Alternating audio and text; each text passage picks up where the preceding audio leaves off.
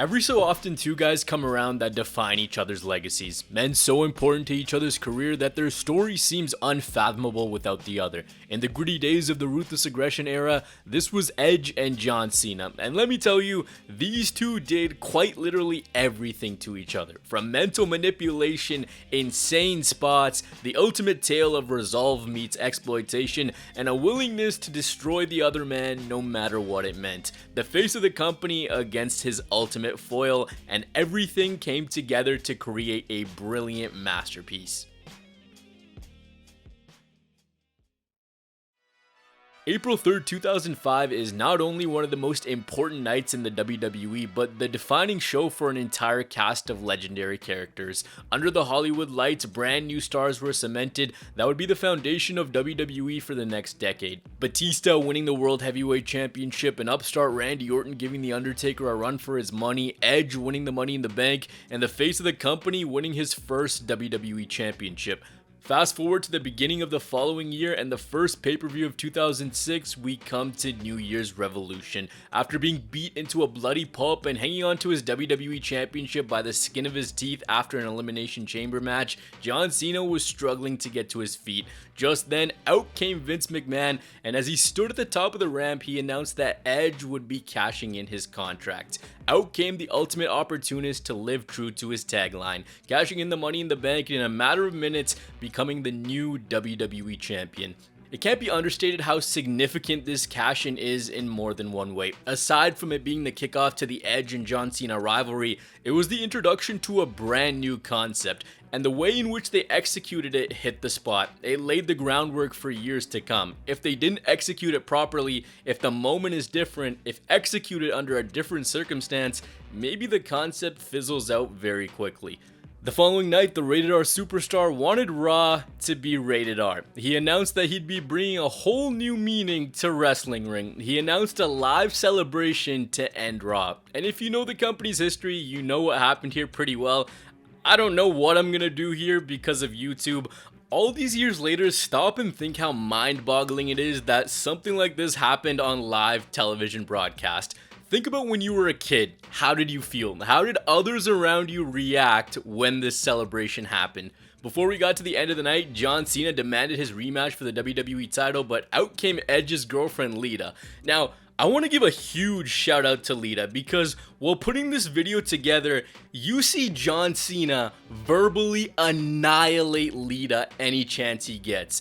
The thick skin you need in order to take some of these verbal rippings is something that very few have the guts to endure, especially after the whole debacle between Matt, Edge, and Lita a year beforehand. John Cena throughout this rivalry made some insane jokes at Lita's expense, calling her various types of diseases, a prostitute, you name it. Oh, hey, hold up there, one woman hooker parade.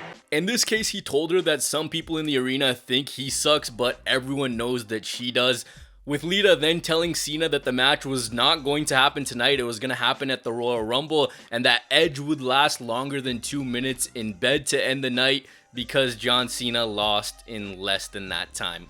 Lita has revealed that she didn't want to be involved in this segment, saying that Edge, John Cena, and a lot of the crew members tried to stop this segment, but Vince liked it and went ahead with it anyways.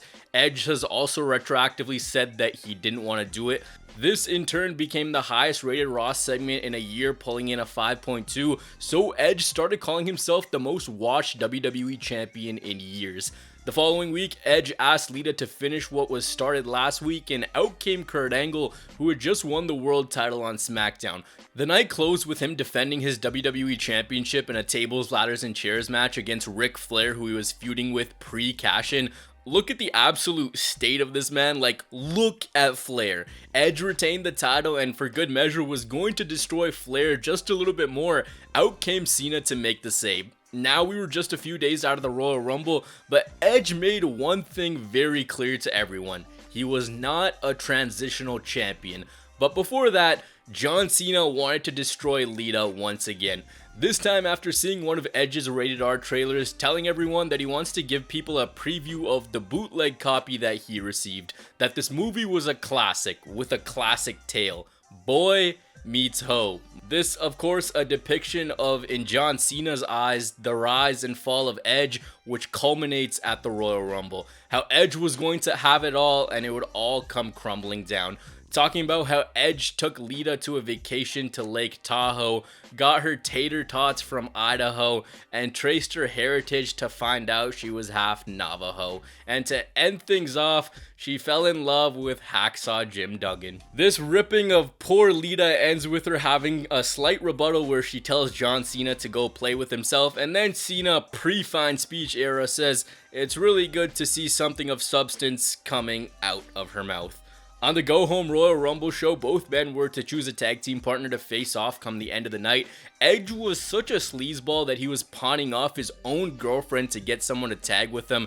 Eventually, Cena got Ric Flair. Edge got the master of the Master Lock, who ended up tapping out to John Cena. We got to Miami for the Royal Rumble, a match that I remember more for John Cena's Killer Starship entrance than I do what actually happened in it. Why did he need to be this extra? I don't know. The two had better matches down the line. Edge lost the WWE title after just 3 weeks, with Cena taking home the gold. Edge was told that this would only be a 3-week thing, but he made the best out of this 3-week stretch. I feel like this almost made sense. Edge cashed in an opportunity. He wasn't supposed to be champion. This time with Cena having a fair shot, of course he was gonna win it back. Edge the following night became consumed by the fact that maybe, just maybe, he was in fact a transitional champion. The night saw Edge get a rematch where Lita had a stroke of genius, thinking that if Edge loses the rematch, he'd get another match, so she blasts Edge with the title and we were headed towards yet another match between these two. This time a mixed tag team match with the winner choosing the special guest referee for their next fight. And this match was pure comedy as Lita and Edge took on John Cena and Maria. The finish came when Lita realized that John Cena was the legal competitor, and to get out of this sticky situation, she tried to flash John Cena, but from behind, Edge speared Lita and Maria made the cover. Big match, John chose the King of Hardcore Mick Foley as the referee. This splintered both guys off into their WrestleMania 22 matches, Foley taking on Edge and John Cena clashing with Triple H. Both guys came out victorious, and the night after WrestleMania, both Edge and Triple H wanted a piece of John Cena. This, over the coming weeks, became some variation of a handicap match with all three competitors faking out the others and picking up a win heading into Backlash, where Cena retained the championship. But where do we go next in this saga?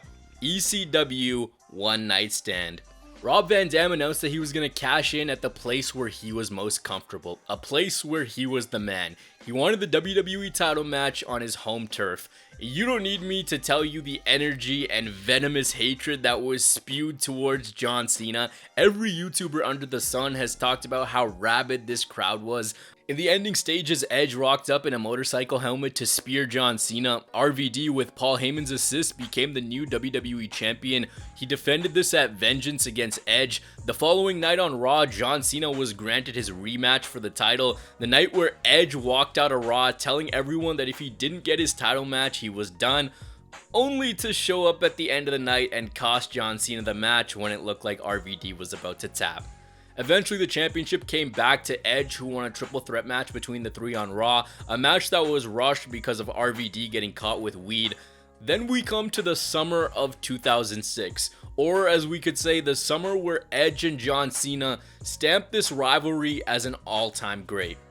With Edge now being the WWE champion, a rematch was set for Saturday night's main event, with the crazy couple scouting their opponent, custom announce table and all, and John Cena lunged at Edge, with him going on to leave the leader of the chain gang laying with a spear, going on to tell the crowd that he's taking Lita to his hotel room because he'd rather be anywhere than here. This is the story of the night on Raw, the couple's night away from the show. First, Edge bullies the clerk at the desk, and after an arduous wait, their room is finally ready. And naturally, being the WWE champion, making the big bucks, you'd want to order some room service. Once it finally arrives, Edge is in quite the mood, so he tells the worker that he's got exactly 3 minutes to deliver him champagne.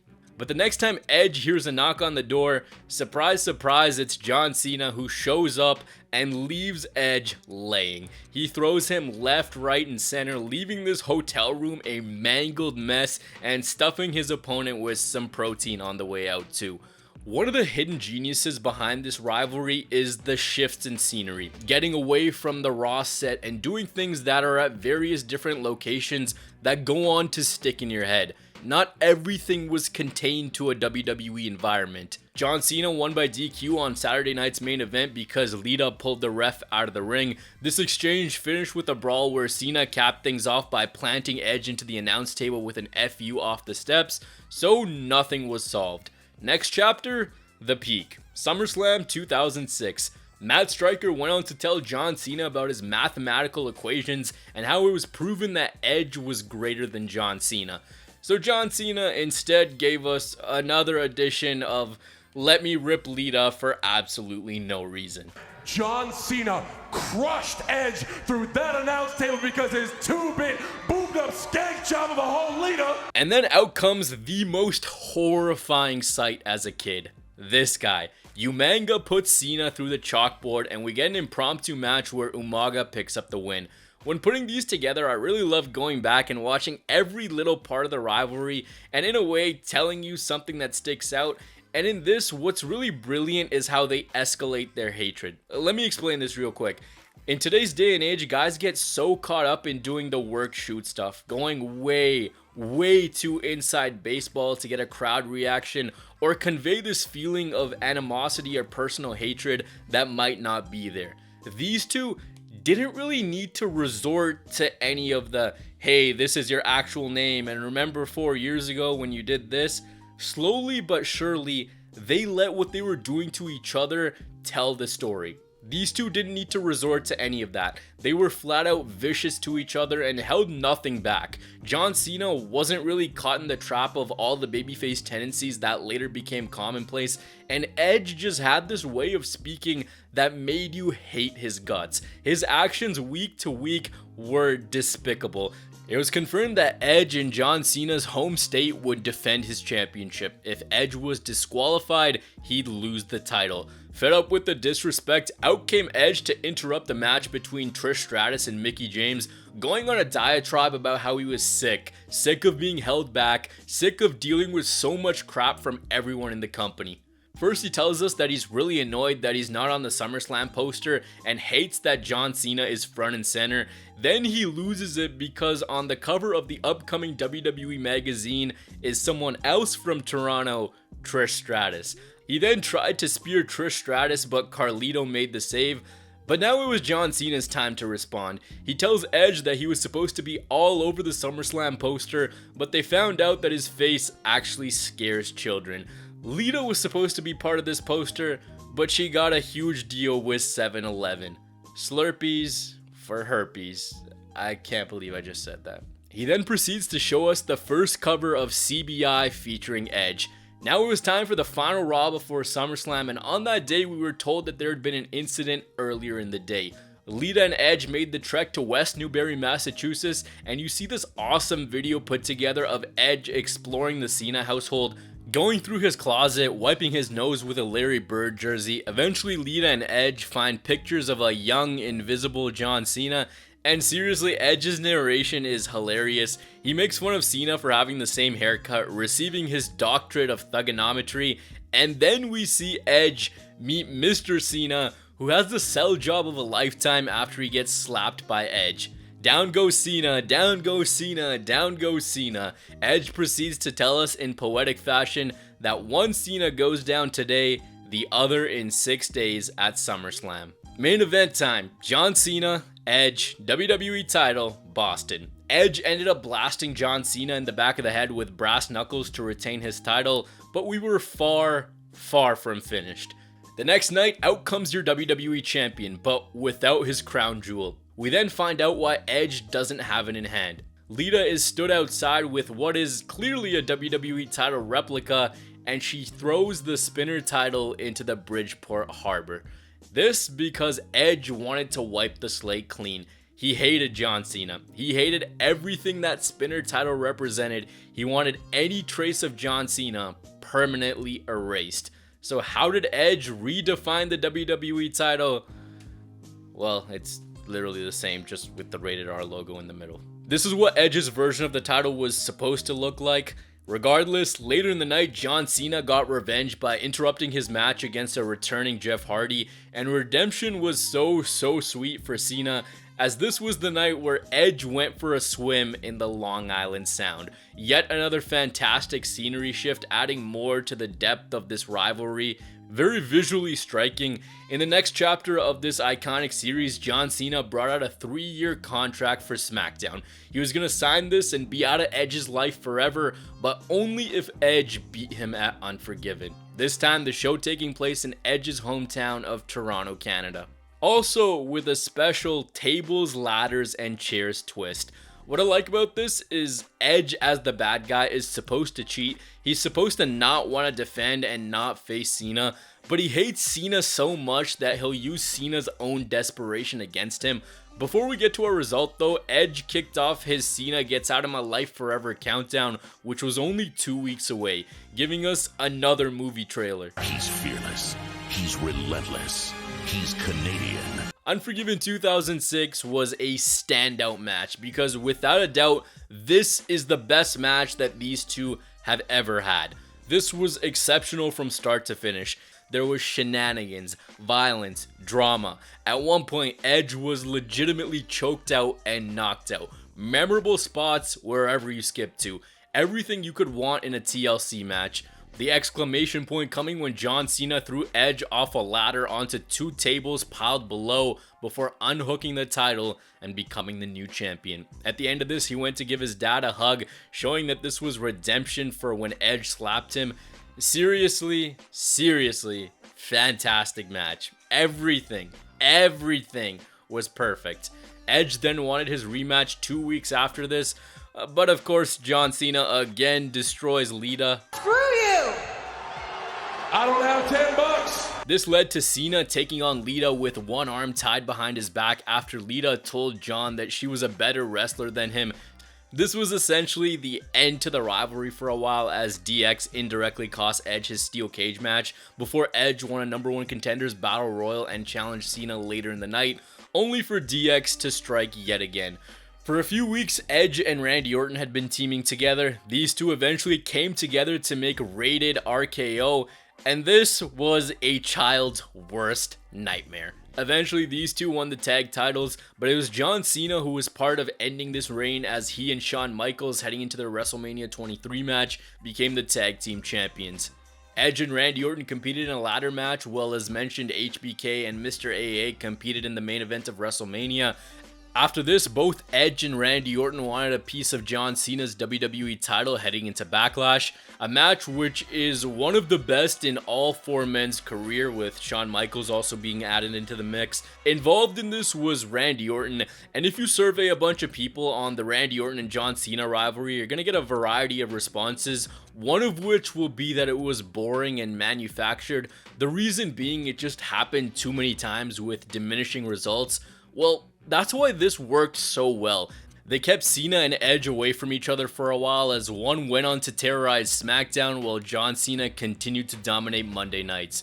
This is the end to the best chapter of the Edge versus John Cena chronicle. I really hope I was able to illustrate the hatred that these two brought, because this was the peak of it. This was when both men were unleashed and grew into their roles. For us, of course, the nostalgia hits, but now taking a look at things big picture, these two guys made each other here. We now jump 2 years ahead to a much different WWE landscape. The rawness of the Ruthless Aggression era was gone, and things were more polished, with the company not wanting to toe the line as much. It's February 15th, 2009 at the No Way Out pay-per-view. Both Edge and John Cena walked in as world champions, but only one walked out. The former losing his title to start the night, and then going on to take Kofi Kingston's spot in the chamber match before ultimately leaving Key Arena as the new World Heavyweight Champion. The following night on Raw, Edge told fans that the R in Rated R stood for remarkable, resplendent, and really smart. Now he had Vicky Guerrero on his side to pull strings for him. In the first bit, he was using Lita, out here making out with her every week, and now he was using Vicky. Out came John Cena to tell the world that the R in Rated R stood for rematch. Cena, not getting what he wanted, promised Edge that no matter what, he'd find him and he'd fight him. He cashed in his rematch the following week with Edge coming out to cast doubt in Cena's mind. He told him that he couldn't be in the same vein as a San Martino, Austin, or Hogan because Edge was in this generation. He was going to prevent him from being everything that Cena thought he was. Mr. Hustle Loyalty and Respect promised to follow Vicky wherever she went until she gave John Cena his match. Then the Big Show was brought into this rivalry, and all these years later, I still hate this. I hate the fact that these two never main evented a WrestleMania against each other. I hate that they didn't even have a WrestleMania match together. Cena went over to SmackDown to once again demand his rematch. Instead, Vicky springs the Big Show onto him, a match in which Edge interfered to help the King of Turning Heel pick up the win. The following Monday, Raw was in Boston, and having already beat Cena earlier in this story at the same place, Edge wanted to embarrass Cena yet again. Edge got himself DQ'd in this match by hitting John Cena with his title. Vicky Guerrero ended up introducing Big Show as the #1 contender to the title, this leading to Edge wondering why Vicky was on Show's side all of a sudden, but it's all good. Vicky said it was professional, she was still married to Edge in storyline.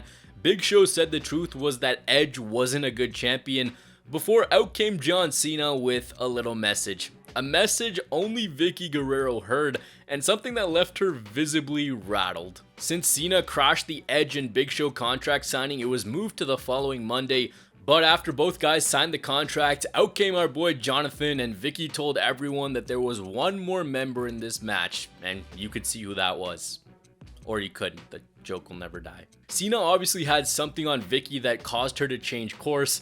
Well, then he made this revelation that he loves Vicky. The heart wanted two things, the world title and Vicky. So it looked like we had ourselves a love square, if you will. But then Cena told us what was actually up. He didn't like Vicky. Actually, the thought of her made him sick. But remember how last week's Raw was in Cena's hometown? Well, he knew a couple guys who had ins here and there, particularly the security guard. Cena then rolls a video showing that while Edge was in the shower, Big Show came into the locker room and her and Vicky talked about the animalistic urges they had for each other before the two shared a kiss, followed by Vicky telling Big Show that she hopes he wins at WrestleMania. Look at this man. This time it was Edge being outsmarted and being betrayed by others, so it was John Cena who manipulated his way into a title match. But leave it up to Edge to continue to be a sleazeball. Even though he didn't care for Vicky, he still made it abundantly clear that he did care. Knowing that her power was the ticket to remaining at the top, it was actually both these guys trying to bamboozle Vicky, with this love triangle being at the forefront of things. Vicky eventually asked both of them to shake hands and form a truce, to which John Cena basically went, "After all of that, you guys are gonna pretend like nothing happened." Basically coming in to mix things up and kind of being the mastermind behind this whole thing. Then making the joke that we were going to get a fight at WrestleMania for Vicky's infections or affection. I literally wonder what he would have said if this was a few years earlier and the WWE wasn't PG. So John Cena accomplishes what he set out to do, and that's create dissension. Vicky then takes a bunch of bumps after Show and Edge start fighting. The new master manipulator later reads Vicky a get well soon card, showing us fusions of what her babies would look like with each man, before finally admitting that WrestleMania was so important that he had to resort to blackmail. Edge on the Go Home SmackDown delivered a fantastic straight-to-camera promo talking about how much the World Heavyweight Championship meant, that it was everything to him, and he couldn't and wouldn't let it go. He talked about how when he beat up John Cena on Monday, he remembered. He saw clearly, if you will. John Cena, after bringing out his army and making the entrance of a lifetime, ended up hoisting both Big Show and Edge on his shoulders before pinning Big Show to capture the world title. Big Show felt very shoehorned into here. I understand there was history, but now looking at it, heck, even looking at it at that time, I really think this should have been one-on-one, especially after this didn't happen in 2006. It was announced that Edge and John Cena would meet at Backlash in a last man standing match, that this would be Edge's last chance at getting the title back. In this is a promo that I feel like generations to come should take notes on. This is a masterclass on how to sum up hatred for someone, how to clearly define the good guy and the bad guy while propping up the importance of the prize at the end. I wish I could play this entire segment in this video, but here's my deep look into it. Edge hosted the Cutting Edge with special guest John Cena, and Edge told Cena that he stole his life from him. He said that anything else in his life would find a way to solve itself, but without the World Heavyweight Championship, he was nothing. As long as he had the World Heavyweight Championship, he could handle the ups and downs of life, showing that that was his most valuable possession bar none. The two then sitting close up to one another, John Cena running down the history of the two, asking Edge how many years have we been doing this, telling Edge that the fans knew that every time one guy did something to the other man would raise the bar.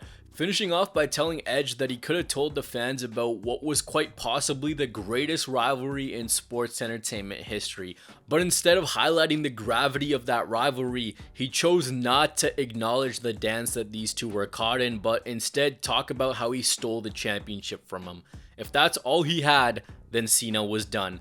And that reminder set off a switch within Edge. He was telling the truth about the world title, but he simply also tells John that he hates him.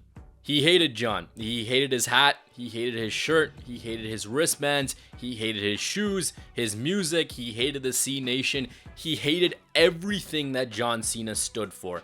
And that right there, that is why this was so damn brilliant. The character of Edge telling Cena that he despised everything about him, telling Cena that it's exhausted the both of them, that it's shortened both their careers, and that this was going to end.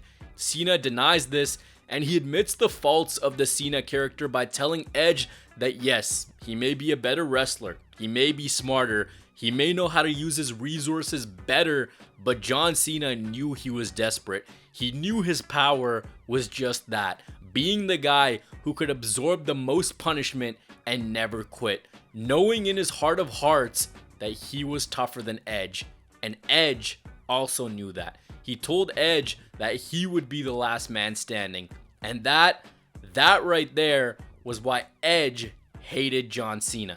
Edge did all of this crazy nonsense. Edge used everyone in his path to manipulate because he knew Cena could simply take more punishment. This whole rivalry, everything they done to one another, the manipulation was because Edge knew that he needed to manipulate. If he didn't, the resolve of John Cena was just too much. It wasn't anything that he had just mentioned. Not the hat, not the wristbands, not the t-shirt. It's the truth. Edge hated John Cena because he thought of every time he gave his all to Cena, but it wasn't good enough. He simply tells Edge, if you hate me so bad, and if it has to come to an end, end it. End it right now. He points right between the middle of his eyes and tells him to end it. And here's where I think there's a deeper meaning to the character of Edge. A deeply conniving heel who did everything in his power to outsmart Cena. But seeing Cena fired up, seeing his enemy on the other end, he doesn't hit Cena. After Cena implores him to clench his fist and hit him, he stares down his mortal enemy and knows what John Cena has said is completely true.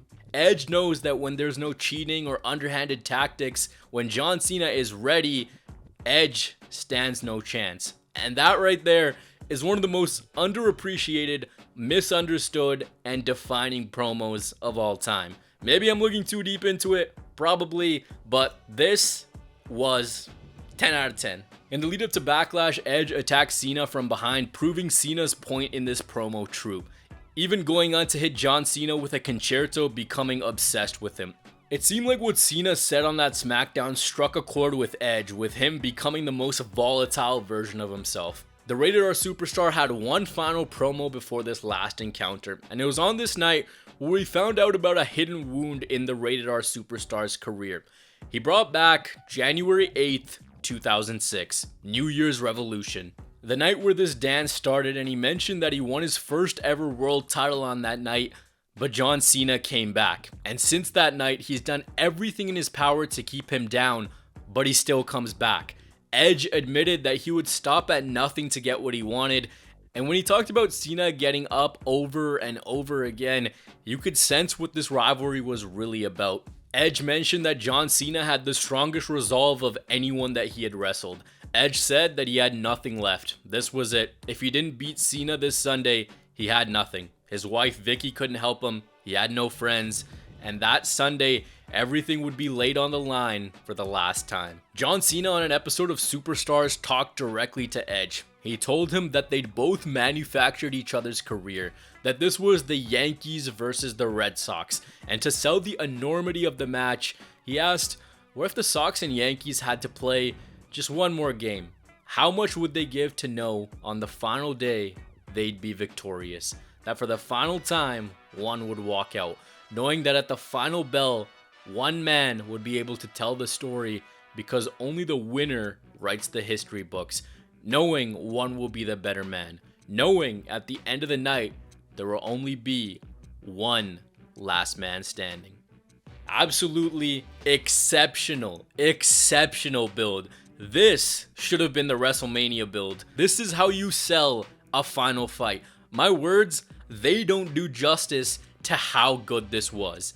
And that's why it's so frustrating that this didn't end with a definitive finish. Instead, it was the Big Show putting John Cena through a spotlight, with Edge taking advantage and bringing home the World Heavyweight Championship. This was their final big match.